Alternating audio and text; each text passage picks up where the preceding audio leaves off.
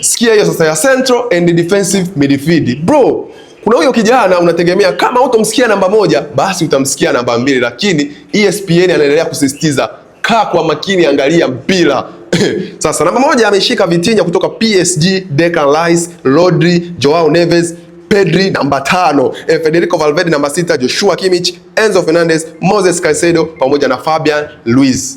Bro, kulikuwa kuna ubishani sana kwamba Fabian Ruiz huyu ndio midfield bora kwa sasa ukilinganisha, huenda akae namba 1 mpaka namba 3, lakini haikuwa hivyo. Kuna ubishani tena mwingine ambao ndio mkubwa zaidi kupita maelezo kutoka kwa kijana Pedri Gonzalez.